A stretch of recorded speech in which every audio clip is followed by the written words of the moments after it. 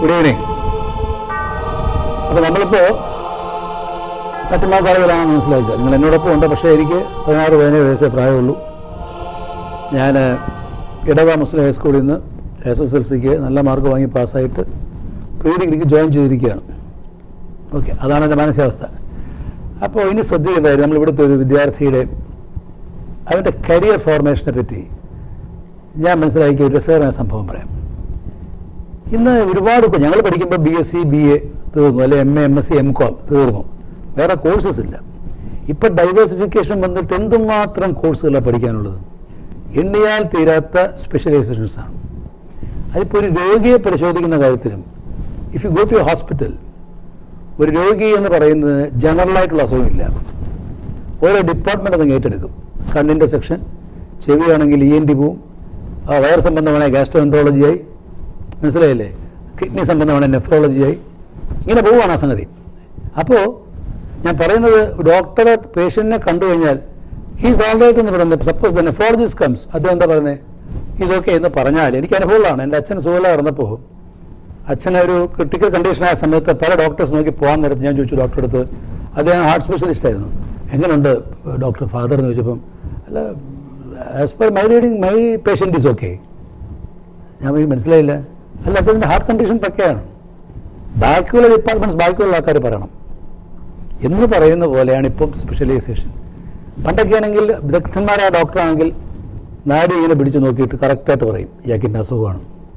അപ്പോൾ അവർ നോക്കുന്നത് in ജനറലാണ്. In general നോക്കുന്ന വൈദ്യമാണ് വൈദ്യം. ഇത് ഡിപ്പാർട്ട്മെൻറ്റലൈസേഷൻ വെച്ച് കഴിഞ്ഞപ്പോൾ ഒരു രോഗിക്ക് ഒരുപാട് ക്ലെയിമൻസ് ആയി.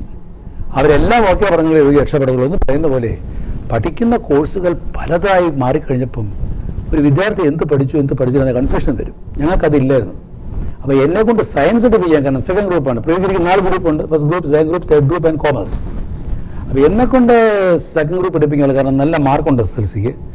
അപ്പോൾ അന്നത്തെ എൻ്റെ തലമുറയിലേക്ക് ഒരു വിദ്യാർത്ഥി പഠിച്ചു വരുമ്പോൾ മിടുക്കനാണെങ്കിൽ സമൂഹം അങ്ങ് മുട്ടുകൊത്തു, ഒന്നുകിൽ ഡോക്ടർ അല്ലെങ്കിൽ എഞ്ചിനീയർ. അപ്പോൾ എന്നെ അങ്ങ് ഡോക്ടറാക്കി. ഇതെനിക്ക് താല്പര്യമുണ്ടോ ഇല്ലെന്നോ ഒന്നും പ്രശ്നമല്ല. ഇത്രയും മാർക്ക് വാങ്ങിച്ചിട്ട് മെഡിസിന് ചെയ്യില്ല, മണ്ടത്തരമല്ലേ. അപ്പോൾ പ്രീ ഡിഗ്രി സെക്കൻഡ് ഗ്രൂപ്പ് എടുത്ത് പഠിച്ചു കഴിഞ്ഞാൽ naturally we can go for MBBS. അത് കഴിഞ്ഞാൽ നല്ല മാർക്കുണ്ടെങ്കിൽ. എനിക്ക് താല്പര്യമില്ല. എൻ്റെ താല്പര്യം എന്ന് പറയുന്നത് നിങ്ങൾ മനസ്സിലാക്കണം, ഇപ്പം ഞാൻ കുറച്ചുകൂടെ പഠിച്ചു. സംവിധാനമാണ്, എന്ത് ചെയ്യണം, സംവിധാനമാണെന്നുണ്ടെങ്കിൽ പഠിക്കണം. പഠിക്കാതെ ഇറ്റ്സ് എ ടെക്നിക്കൽ കോഴ്സ്, അല്ല വെറുതെ വാചകം അടിച്ച് നടന്നിട്ട് യാതൊരു കാര്യമില്ല. അപ്പം അങ്ങനെയാണെങ്കിൽ ഡിഗ്രി എടുക്കണം. ഡിഗ്രി എടുത്തു കഴിഞ്ഞാൽ പൂനെ ഫിലിം ഇൻസ്റ്റിറ്റ്യൂട്ട് ഉണ്ട്, അവിടെ പോയി സംവിധാനത്തിന് ചേരാം. അതാണ് എൻ്റെ ഉള്ളിലെ ഗൂഢമായ ലക്ഷ്യം. ഇത് ഞാൻ പറയുന്നില്ല, കാണുന്ന എല്ലാവർക്കും ചന്ദ്രൻ ഞാൻ പഠിക്കുന്ന ഡോക്ടറാകാനാണ്. എൻ്റെ ഉള്ളിൽ ഞാൻ എങ്ങനെയെങ്കിലും പ്രീ ഡിഗ്രി പാസ്സായി ഡിഗ്രി എടുത്ത ശേഷം നേരെ പൂനെ ഇൻസ്റ്റിറ്റ്യൂട്ടിൽ പോയി സംവിധാനത്തിൽ ഡിപ്ലോമ എടുത്തെങ്കിൽ അതിൻ്റെ കോഴ്സ് കംപ്ലീറ്റ് പൂർത്തിയാക്കിയതിന് ശേഷം നാട്ടിലെത്തുക, സംവിധാനമാകുക എന്നുള്ള ചെറുകാല ആഗ്രഹം സാക്ഷാത്കരിക്കുക. പക്ഷേ ഇതിനകത്തുള്ള ചെറിയൊരു പ്രശ്നം, എനിക്ക് വര എന്ന് പറയുന്ന ഒരു വലിയ പ്രശ്നമുണ്ട്. വരയ്ക്കുക എന്ന് പറയുന്നത് വലിയ ബുദ്ധിമുട്ടാണ്. ഞാൻ ഒരു നേരെ വെച്ചാൽ 5 വളവ് കാണും, അതെൻ്റെ ജാതകമാണ്. സെക്കൻഡ് ഗ്രൂപ്പിൻ്റെ 2 വിഭാഗങ്ങളുണ്ട്, അതായത് ഫിസിക്സ്, കെമിസ്ട്രി, ബയോളജി. അതിൽ ഈ ബയോളജിക്കകത്ത് കുറച്ച് വരയുണ്ട്. അപ്പോൾ വര അത്ര 2 റെക്കോർഡും സൂക്ഷിക്കണം. അതൊന്നും എൻ്റെ ജാതകപ്രകാരം എനിക്ക് ചേർന്നതല്ല. ഇങ്ങനെ വന്നപ്പോഴാണ് ഞാൻ ഈ കോളേജിൽ വന്ന് പെട്ടെന്ന് ഈ എന്താ പറയുക അരക്കിറുക്കനായതുകൊണ്ട് ഈ കലാകാരൻ എന്നുള്ള രീതിയിൽ ഞാൻ പറഞ്ഞ സബ് സ്റ്റൈലിലായിട്ടൊക്കെ പറഞ്ഞു വന്നപ്പോൾ എനിക്ക് കുറച്ച് സുഹൃത്തുക്കൾ, എൻ്റെ ക്ലാസ്സിൽ പ്രധാനപ്പെട്ട ഒരു 3 സുഹൃത്തുക്കൾ എന്ന് പറയാം. അതിലൊന്ന് ഞാൻ നേരത്തെ സൂചിപ്പിക്കുന്ന സംശയമുണ്ട്, താഹ എന്ന് പറഞ്ഞിട്ട് എൻ്റെ അടുത്തിരിക്കുന്ന ആ താഹയായിരുന്നു എൻ്റെ സ്പോക്സ് മാനൊക്കെ ഞാൻ നേരത്തെ പറഞ്ഞത്. പെൺകുട്ടികളുടെ വിഭാഗത്തിൽ ഒരു പെൺകുട്ടിയുടെ പേര് സൂസൻ എന്നാണ്, ഇനി ഒരാൾ ട്രീസ വിക്ടർ എന്നാണ്. ട്രീസ വിക്ടർ പഠിക്കാൻ വളരെ ബ്രൈറ്റാണ്. അതാണ് ഞങ്ങൾ തമ്മിലുള്ള ഒരു ഒരു ഒരു ശരിക്കും പറഞ്ഞാൽ കമ്മ്യൂണിക്കേഷൻ്റെ അടിസ്ഥാനം. സൂസൻ എൻ്റെ ഒരു വലിയ എൻ്റെ കഴിവുകളേക്ക് അങ്ങേയറ്റം മാനിക്കുന്ന ഒരു സുഹൃത്താണ്. അപ്പോൾ ഈ സൂസനും ട്രീസ വിക്ടർക്ക് എന്നെ ഇടയ്ക്ക് റെക്കോർഡ് വരയ്ക്കാനൊക്കെ സഹായിക്കും. അപ്പോൾ അത് ഞാൻ രക്ഷപ്പെട്ടു. താഹ എൻ്റെ ഒരു ജിഹ്വയായിട്ട് ഞാൻ എന്ത് പറയുന്നു അത് അയാളിൽ എത്തിക്കുക എന്നുള്ള മട്ടിൽ താഹ ഇങ്ങനെ എൻ്റെ ഒരു താഹ ഒരിടത്തുണ്ടെങ്കിൽ അതിനടുത്ത് ബാലേന്ദ്രനും കാണുമെന്നുള്ളത് അവിടെ കോളേജിൽ എല്ലാവർക്കും നല്ല വാർത്തകളാണ്. ഉറപ്പാണ്. ഒരു സമൂഹമാണ്, ഒരു കോളേജ് എന്ന് പറയുന്ന സമൂഹമാണ്. ശ്രദ്ധിക്കപ്പെടണം. എല്ലാവരും ചെയ്യുന്നത് ഇതിനാണ്. ശ്രദ്ധിക്കപ്പെടുന്നത് എന്ത് ചെയ്യണം? നമ്മുടെ ഒരു നേതൃത്വ പാഠമുള്ള ഒരാളായിട്ട് വരണമെങ്കിൽ we have to do something. Something means നമ്മൾ വാർത്ത ഉണ്ടാക്കണം. ഇത് രാഷ്ട്രീയകാരി എന്ന് പറയുന്നതാണല്ലോ. ഞങ്ങൾ ആലോചിച്ചു, ക്ലാസ്സിൽ രാവിലെ പ്രയറുണ്ട്. അപ്പോൾ ഞങ്ങളെല്ലാം എഴുന്നേറ്റ് നിന്നിട്ട് ഒരേ സമയത്താണ് ഓ ജീസസ് എന്ന് പറഞ്ഞിട്ടാണ് ആ പ്രാർത്ഥന. സത്യം പറഞ്ഞ വിവരദോഷമാണ്. ഞങ്ങൾ പെട്ടെന്ന് പറഞ്ഞാൽ അങ്ങനെ ഒരു ഓ ജീസസ് എന്ന് പറയേണ്ട കാര്യം എന്താ? അത് പാടില്ലാത്തതാണ്. ഞങ്ങൾ തീരുമാനിക്കുകയാണ്, ഒരു പ്രത്യേകിച്ച് ദൈവത്തെ പറയാൻ പാടില്ല. കാരണം പല ആൾക്കാരും പഠിക്കും, ഇവിടെ ഹിന്ദുക്കൾ പഠിക്കുന്നുണ്ട്, മുസ്ലിങ്ങൾ പഠിക്കുന്നുണ്ട്. അപ്പോൾ എന്തുകൊണ്ടാണ് ഓ ജീസസ് എന്ന് മാത്രം പറയുന്നത്? സത്യം വിവരമുണ്ടെങ്കിൽ പറയത്തില്ല. അന്നത്തെ കാലത്ത് വിവരമില്ല. അത് ഞങ്ങളങ്ങൊരു അജണ്ട ഉണ്ടാക്കിയെടുത്ത് ഞങ്ങളത് പ്രചരിപ്പിക്കുമെന്ന് പറഞ്ഞപ്പം ഞങ്ങൾക്കെതിരെ ഒരു മൂവ്മെൻറ്റ് കോളേജ് വരുന്നു. അപ്പോൾ ഞങ്ങൾ എന്ത് ചെയ്തു? ഒരു യൂണിയൻ ഉണ്ടാക്കുന്നു. ആ യൂണിയൻ്റെ പേരെന്താണ്? Anti Christian union. ഒരു എന്താ പറയുക, ഒരു ക്രിസ്തുമതമായിട്ട് ബന്ധപ്പെട്ട ക്രൈസ്തവ സമുദായത്തിൻ്റെ ഒരു കോളേജിൽ പഠിച്ചിട്ട് അവിടെ ആൻറ്റി ക്രിസ്ത്യൻ യൂണിയൻ ഉണ്ടാക്കുകയാണ്. ഉണ്ടാക്കിയിട്ട് ഞങ്ങൾ നോട്ടീസ് അടിച്ച് ലഘുലേഖകൾ അടിച്ചിട്ട് ഗേറ്റിന് അവിടെ വന്നിട്ട് പോകുന്ന എല്ലാവർക്കും നമ്മൾ കൊടുക്കും, കുട്ടികൾ പോകുമ്പോൾ. ഇതൊക്കെ സത്യം പറഞ്ഞാൽ കൊഴുപ്പിൻ്റെ അസുഖമാണെന്ന് പിന്നെ മനസ്സിലാക്കത്തുള്ളൂ. അപ്പം നമുക്കൊരു നമ്മൾ ഈ കൂട്ടത്തിൽ നമ്മൾ വേറിട്ട് വരുന്നു, നമ്മൾ ഒറ്റപ്പെടുന്നു, നമ്മൾ ആൾക്കാർ ശ്രദ്ധിക്കുന്ന സന്തോഷമാണ്. അപ്പോൾ അവിടെ ഫാത്തിമ കോളേജിൽ പോയാൽ, ഫാത്തിമ കോളേജ് എന്ന് പറഞ്ഞാൽ എൻ്റെ ജീവിതത്തിൽ എനിക്ക് ഒരിക്കലും മറക്കാൻ പറ്റില്ല. അവിടെ ആ ബിൽഡിങ്ങിൻ്റെ ഏറ്റവും മേളിൽ പ്രോ മാട്രം പ്രോ പാട്രിയ എന്ന് വെച്ചാൽ അതിൻ്റെ അർത്ഥം മാതാവിലൂടെ പിതാവിലേക്ക്, through mother over to the father. ഇതാണ് എൻ്റെ അർത്ഥം. വളരെ പ്രാധാന്യമുള്ള വികാരപരമായിട്ടുള്ള ഒരു വാക്യമാണത്. ആ അർത്ഥമൊന്നും അപ്പം ഞങ്ങൾ മനസ്സിലാക്കുന്നില്ല. ഞങ്ങൾ ചുമ്മാ ഈ നോട്ടീസ് അടിച്ചപ്പോൾ എഴുതി, ഇങ്ങനെയാണ് ഇത്തരത്തിൽ ഒരു കോളേജിൽ ക്രൈസ്തവ മതം പ്രചരിപ്പിക്കാൻ വേണ്ടി മാത്രം പ്രാർത്ഥന ഉണ്ടാക്കാൻ പാടില്ല എന്ന് ഈ ഫാത്തിമ കോളേജിന് മുകളിൽ ഇങ്ങനെ എഴുതി വെച്ചിട്ടുണ്ട്. ഞങ്ങൾ വായിക്കുമ്പം ഞങ്ങൾക്ക് ഇപ്പോൾ തോന്നുന്നു പ്രോ മാട്രം പ്രോ പാട്രം എന്നുള്ളതല്ല, പേര് മാത്രം പോരാ പാതിരി എന്ന് മാറ്റി വെക്കണം എന്നൊക്കെ ഞങ്ങൾ എഴുതി വെച്ച് ബഹളം ഉണ്ടാക്കി. അതോടുകൂടി നമ്മൾ കോളേജിൽ ഹീറോ ആയി, ലീഡറായി. അത് കഴിഞ്ഞിട്ട് നമ്മൾ എന്താ പറയുക, സെൽഫ് സ്റ്റൈൽഡ് ഡയറക്ടർ എന്നിട്ട് വന്നു കഴിഞ്ഞപ്പോൾ ഞങ്ങളുടെ വിനോദം വെച്ചാൽ ക്ലാസ്സിലിരിക്കുക എന്ന് പറയുന്ന അപൂർവം. കാരണം മാറുന്ന സിനിമ പുതുതായിട്ട് വരുമ്പോൾ അന്ന് ഫസ്റ്റ് ഷോയ്ക്ക് കാണണം, അത് നിർബന്ധമായിരുന്നു എനിക്ക്. കാരണം രണ്ടാമത്തെ ഷോ ആകുമ്പോഴേക്കും ആൾക്കാർ അഭിപ്രായം പറയാം. അന്ന് ഈ സോഷ്യൽ മീഡിയ ഒന്നുമില്ല. പക്ഷേ എങ്കിലും ഒരാൾ ഒരു പടം കണ്ടോ അതിനെപ്പറ്റി അവൻ്റെ അഭിപ്രായം, അങ്ങനെ പോലും അഭിപ്രായം കേട്ട് നമ്മുടെ മനസ്സിന് ചാഞ്ചല്യം വരരുത്. നമുക്ക് തന്നെ കറക്റ്റ് അഭിപ്രായം കിട്ടണം. അപ്പോൾ നമ്മുടെ ഇവിടെ ഒരു 3-4 സിനിമ സ്നേഹികളുണ്ട്. അപ്പോൾ ഞങ്ങളെല്ലാം ഒരുമിച്ച് സിനിമ കാണും, കണ്ടു കഴിഞ്ഞാൽ കോഫി ഹൗസിൽ പോകും, അപ്പോൾ ആ സിനിമയെപ്പറ്റി ചർച്ച ചെയ്യും. എല്ലാവരും കലാകാരന്മാരാണ്. അപ്പോൾ നമ്മുടെ ധാരണ ഞാനായിരുന്നെങ്കിൽ ആ സിനിമ ഇങ്ങനെ ചെയ്തേന്, അതായിരുന്നു സ്റ്റഡി ക്ലാസ്. അതിലെ ക്ലൈമാക്സ് ഇങ്ങനെ ആകാമായിരുന്നു. അപ്പോൾ ഇതൊരു വളരെ സജീവമായ ചർച്ച എല്ലാ വെള്ളിയാഴ്ചകളിലും ഞങ്ങൾക്ക് ഈ അന്നത്തെ വെള്ളിയാഴ്ചകളിലെ ചർച്ചയ്ക്ക് പകരമായിട്ട് വേണമെങ്കിൽ ഇപ്പോഴത്തെ ഫിലിമി ഫ്രൈഡേസ് എനിക്ക് കാണാം. അന്ന് കൂട്ടുകാരുമായിട്ട് ഞാൻ സംസാരിച്ചു. ഇന്ന് ലോകമെമ്പാടുമുള്ള മലയാളികളോട് സംസാരിക്കുന്ന വ്യത്യാസം മാത്രമേ ഉള്ളൂ. അപ്പോൾ അത് ഒരു എൻറിച്ച്മെൻ്റ് ആയിരുന്നു ശരിക്കും പറഞ്ഞാൽ. പിന്നെ ചില ദിവസങ്ങളിൽ ക്ലാസ് വെറുതെ ഇരിക്കുകയാണെങ്കിൽ ഈ പറഞ്ഞ കുട്ടികൾ നമ്മുടെ ഫ്രണ്ട്സ് തന്നെ ചുറ്റും ഇരുന്നിട്ട് എന്നെ സങ്കല്പിക്കും. നിങ്ങൾ ഫിലിം ഡയറക്ടറാണെന്ന് വെച്ചു, ഞങ്ങൾ നിങ്ങളെ ഇൻ്റർവ്യൂ ചെയ്യാമെന്ന് പറഞ്ഞിട്ട് എന്നെ പിടിച്ചിരുത്തിട്ട് അവർ, ഞാൻ ഭയങ്കര സന്തോഷമാണ് പറയുമ്പോൾ. അത് ചോദിക്കും, നിങ്ങൾ അവാർഡിന് വേണ്ടിയാണോ പടവെക്കുന്നത്, സിനിമയുടെ സാമൂഹികമായ പ്രതിബദ്ധത എന്താണ്, ഇത് ചോദിക്കാൻ കുറേ തമാശകളൊക്കെ പറഞ്ഞ് അങ്ങനെ മൊത്തത്തിൽ സംവിധായകനായില്ലെങ്കിലും സംവിധായകനായി എന്ന മട്ടിൽ കരുതിക്കൊണ്ട് ജീവിച്ചതാണ് ഈ 2 വർഷം പ്രീ ഡിഗ്രിക്കുള്ളത്. അപ്പോൾ ഇതിനിടയ്ക്ക് ഞാൻ നേരത്തെ പറഞ്ഞ പോലെ കോളേജിൽ ഈ കലാവേദികളിലും ഒക്കെ തന്നെ വളരെയധികം പോപ്പുലർ ആയതുകൊണ്ട് അച്ഛന്മാർക്ക് ഭയങ്കര ഇഷ്ടമാണ്. പ്രത്യേകിച്ച് എനിക്കിവിടെ പറയേണ്ട ഒരു ഫാദർ, അത് പ്രിൻസിപ്പലായിരുന്നു ഫാദർ റൊസാറിയോ. അദ്ദേഹത്തിന് വലിയ ഇഷ്ടമായിരുന്നു തന്നെ, വലിയ കൗതുകമായിരുന്നു എന്നോട്. അദ്ദേഹം കോളേജുമായിട്ട് വളരെ അടുത്ത ബന്ധം പുലർത്തിക്കൊണ്ടിരിക്കുകയാണ്. ഏത് നല്ല കാര്യത്തിനും അദ്ദേഹം ഫാത്തിമ കോളേജിനെ സഹായിക്കുന്നതിന്, കോളേജിൻ്റെ പരിപാടികളിൽ പങ്കെടുക്കുന്നതിന് മുന്നോട്ട് വരുന്നുണ്ട്.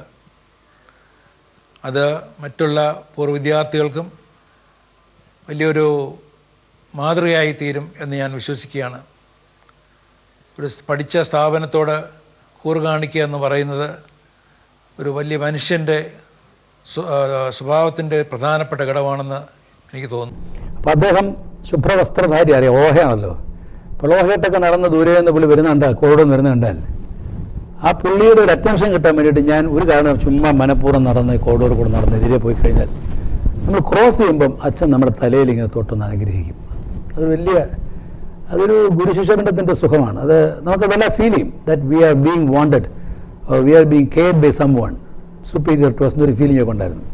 അച്ഛൻ ഒരു വലിയ കഥാപാത്രമാണ്. ശരി, നിങ്ങൾ വീണ്ടും അങ്ങോട്ട് പോകുമ്പോൾ അച്ഛൻ്റെ കഥാപാത്രത്തെ പറ്റി ഞാൻ പറയാം.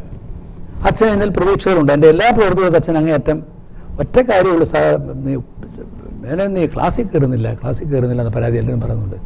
അപ്പോൾ ക്ലാസ്സിൽ കയറുന്നില്ല എന്ന് പറഞ്ഞാൽ ക്ലാസ്സിൽ ഇരുന്ന ശബ്ദവും ബഹളം ഉണ്ടാക്കുമ്പോൾ എല്ലാ ടീച്ചറും വന്നിട്ട് അവസാനം ചോദ്യം എന്തെങ്കിലും ക്ലാസ്സിൽ ഇരിക്കുന്നുണ്ടോ പോവുകയാണെങ്കിൽ എനിക്ക് അറ്റൻഡൻസ് തരും. അങ്ങനെ ചുറ്റുപാട്, അങ്ങനെ ഒരു ഫ്രണ്ട്ലി മൂഡിലാണ്. പക്ഷേ അധ്യാപകരെയും അച്ഛന്മാരെയും അങ്ങേയറ്റം ബഹുമാനിക്കുന്ന ഒരു സംസ്കാരമായിരുന്നു ഫാറ്റിമ കോളേജിലുണ്ടായിരുന്നു. കാരണം അധ്യാപകൻ സാറെന്ന് പറഞ്ഞാൽ ഭയങ്കര ഒരു മാന്യതയും സ്ഥാനവും കൊടുത്തു അന്നത്തെ കാലം. അത് ഉറപ്പായിട്ടും അച്ഛൻ്റെ ലോഹയുടെ നിറം കണ്ടാൽ എടുത്ത് പിള്ളേർക്ക് ഒരുമാതിരി ഒതുങ്ങുകയും ചെയ്യും. അപ്പോൾ അതിൻ്റെ ഒന്നും ഗൗരവം എനിക്ക് അന്ന് അറിഞ്ഞുകൂടാ. അപ്പം അങ്ങനെ ഇരുന്ന് ഞാൻ പറഞ്ഞില്ലേ, ഇങ്ങനെ സിനിമയും ഞാനും പ്രീ ഡിഗ്രിയും വല്ലാ തട്ടിയും മുട്ടിക്കപ്പോൾ. അപ്പോൾ ഞാൻ സുവോളജിക്ക് നമുക്കൊരു പ്രാക്ടിക്കൽസ് ഉണ്ട്. അപ്പോൾ നമുക്ക് പാറ്റ തരും, പാറ്റയുടെ മൗത്ത് പാർട്സ് എന്ന് പറയും. നമുക്കെല്ലാം സുവോളജി പഠിച്ചവർക്ക് അറിയായിരിക്കും. അതല്ലെങ്കിൽ തവളയെ തരും. തവള തന്നു കഴിഞ്ഞാൽ അതിൻ്റെ തവള ഇങ്ങനെ നമ്മൾ എന്താ പറയുക ഡിസെക്ട് ചെയ്യണം. അപ്പോൾ എനിക്കിപ്പോൾ ഓർമ്മ തുടരെ കൂടെ പോകുന്നൊരു നെർവുണ്ട്, സാറ്റിക് പ്ലെക്സസ് എന്നൊക്കെ പറഞ്ഞിട്ട്. എന്നിട്ട് അവനെ എല്ലാം സ്പ്രെഡ് ചെയ്തിട്ട് പറയുന്നത് ലേബൽ ചെയ്യണമെന്നാണോ, അങ്ങനെ ഒരു വാക്കുണ്ട്, ഫ്ലാഗ് ചെയ്യണം എന്ന് പറയും. എൻ്റെ തവള സർജറി കഴിയുമ്പോഴേക്കും നരസിംഹം മാതിരി എല്ലാം കീറിപ്പറിച്ച് അങ്ങ് വികൃതമായിട്ട് നിൽക്കുമ്പോൾ ബാക്കി പലരും വളരെ നീറ്റായിട്ട് അത് ചെയ്യുന്നതും കണ്ടു. അപ്പോൾ അതിനൊരു ടേസ്റ്റ് ഉണ്ടെങ്കിലേ ചെയ്യാൻ പറ്റത്തുള്ളൂ. എനിക്ക് ആ ടേസ്റ്റ് ഇല്ല, ഞാൻ നേരത്തെ പറഞ്ഞല്ലോ. അപ്പോൾ ഞാൻ ഇങ്ങനെ ഭ്രാന്ത് പിടിച്ചിരുന്നപ്പോൾ എനിക്കൊരു ഐഡിയ തോന്നി. ഇങ്ങനെ സ്വപ്നങ്ങളാണ് മൊത്തം. അപ്പോൾ ആ ഒരു പീരീഡ് എന്ന് പറയുന്ന ഒരു സ്വപ്നജീവിയുടെ കാലഘട്ടമാണ്. ഞാൻ ആ ക്ലാസ്സിൽ ഇരുന്ന് സ്വപ്നം കാണുകയാണ്. സ്വപ്നം കാണുന്ന പോലെ ഞാനൊരു കഥ അന്നത്തെ മാഗസീനിൽ എഴുതി. Did you go for film Menon എന്നാണ് എൻ്റെ പേര്. ബാലേന്ദ്ര മേനോൻ PDs എന്ന പേരുമൊക്കെ ഉണ്ട്. അതിൻ്റെ ആദ്യത്തെ സെൻറ്റൻസ് തന്നെ ഷൂട്ടിംഗ് തീർന്നു വാച്ചിൽ നോക്കി മണി 1 അതായത് ഞാൻ ഡയറക്ടറായി കഴിഞ്ഞിരിക്കുന്നു. ഡയറക്ടറായ ഞാൻ ഒരു പടത്തിൻ്റെ ചിത്രീകരണം സംബന്ധിച്ച് ഒരു ലൊക്കേഷനിൽ പോകുന്നു. അവിടെ ഒരു എഞ്ചിനീയർ എന്നെ സ്ഥിരമായി കാണാം. അതൊന്നും എനിക്ക് അറിയാത്തതിൻ്റെ വെറും ഭാവനയാണ് പറയാൻ കാരണം. ബ്രേക്ക് എന്ന് പറയുന്നു, ആഹാരം റെഡിയാണ് സാർ, കുക്ക് ഓരോ ചോദിച്ചൊന്നായിരിക്കുന്നത്. എൻ്റെ ധാരണ അന്ന് യൂണിറ്റിലൊക്കെ കുക്കുണ്ടെന്നാണ്. നമുക്ക് പിന്നല്ലേ പ്രൊഡക്ഷൻ ബോയ്സ് ഉണ്ട്, അവരാ ഫുഡ് പിന്നെ പഠിച്ചതാണ്, നമ്മൾ അറിവില്ലായ്മയിൽ. അപ്പോൾ ഈ എഞ്ചിനീയർ പറഞ്ഞിട്ട് സാർ എത്ര ദിവസം കൊണ്ട് ഷോ, സാർ പോകുന്നതിന് മുമ്പ് എൻ്റെ വീട്ടിലൊന്ന് വരണം, എൻ്റെ ഭാര്യ സാറിൻ്റെ വലിയ ആരാധികയാണ്. എന്നോട് പറയുന്നു. ശരി, ഞാൻ വരാമെന്നൊക്കെ പറഞ്ഞ് അവസാനം ഷൂട്ടിംഗ് തീരുന്ന ദിവസം ഈ എഞ്ചിനീയറുടെ കൂടെ ഞാൻ അയാളുടെ വീട്ടിൽ പോകണം. വീട്ടിൽ പോകുമ്പോൾ തന്നെ സാർ എങ്ങനെയാണ് നിങ്ങൾ അത് പബ്ലിഷ് ചെയ്ത കഥയാണ്. സാർ എങ്ങനെയാണ് സാർ ഈ സ്ത്രീകളുടെ മനസ്സിങ്ങനെ മനസ്സിലായ കഥകളൊക്കെ എഴുതുന്നത്? ഇത് എൻ്റെ ആഗ്രഹങ്ങളാണ്. കാരണം സാറിൻ്റെ സിനിമ എന്ന് പറഞ്ഞാൽ കുടുംബങ്ങൾക്ക് ഭയങ്കര ഇഷ്ടമാണ് കേട്ടോ. എൻ്റെ ഭാര്യയ്ക്ക് ആദ്യ ആഴ്ച കണ്ടില്ലെങ്കിൽ വലിയ ബുദ്ധിമുട്ടാണെന്നൊക്കെ പറഞ്ഞത്. അതല്ലേ, അപ്പോൾ നിർബന്ധം വരുന്ന സാറിനെ കൊണ്ടുവരാൻ വീട്ടിൽ ചെല്ലുന്നു. വീട്ടിൽ ചെന്നു ഉടനെ ഞാൻ തിരക്കാണല്ലോ, തിരക്ക് വിളിച്ച സംവിധാനം ബിസി അഭിനയിക്കണ്ടേ, ഫുഡൊക്കെ വിടും. അപ്പോൾ ഇന്നും എനിക്ക് ഓർമ്മയുണ്ട്, സൂസൻ സ്വപ്പം കറുത്ത നിറമായിരുന്നു എൻ്റെ ഓർമ്മയിൽ. അപ്പോൾ അതിൽ എഴുതിയിരിക്കുന്നത് കറുത്ത വിരലുകൾ ജഗ്ഗിനെ പൊതിഞ്ഞു നോക്കുമ്പം പരിചയമായി. അപ്പം ഞാൻ പറഞ്ഞു സൂസനല്ലേ, അത് ശരി, എന്നെ മനസ്സിലായില്ലേ മേനോനെന്ന് ചോദിച്ചു. പിന്നെ എനിക്കെന്താ മനസ്സിലാകാത്തത്, ഞാനിത് കാത്തിരിക്കുകയായിരുന്നു. മേനോൻ പറഞ്ഞ പോലെ തന്നെ ഡയറക്ടറായല്ലോ. അപ്പോൾ എനിക്ക് ആഗ്രഹമായിരുന്നു ഇവിടെ വരുമ്പോൾ ഞാൻ ചേട്ടൻ്റെ അടുത്ത് പറഞ്ഞു പറയുമെന്നും വേണ്ട, വിളിച്ചുകൊണ്ട് വന്നാൽ മതി, ഇവിടെ വെച്ച് കാണണമെന്നായിരുന്നു എൻ്റെ വാശി. ഉടനെ ഭർത്താവ് സാർ ക്ഷമിക്കാൻ എന്നോട് പ്രത്യേകം പറഞ്ഞു.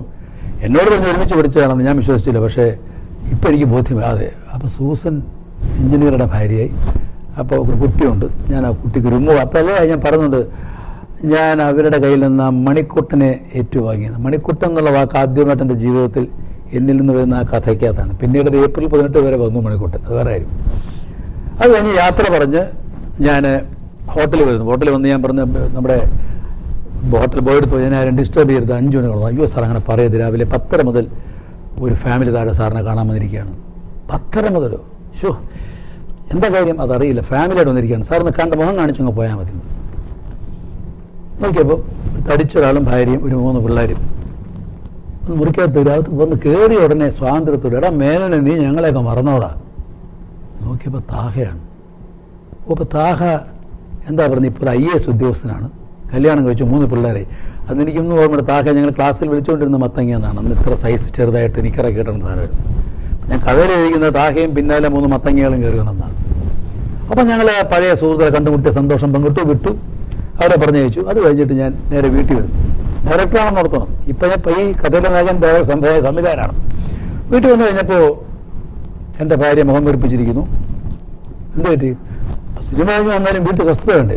താഴെ ഒരു ലേഡി കാത്തിരിപ്പുണ്ടെന്ന് പറഞ്ഞു. ആഹാ, ചാതെ പോയി നോക്കുമ്പോൾ ട്രീസയാണ്. എന്ത് പറ്റിയ ട്രീസ?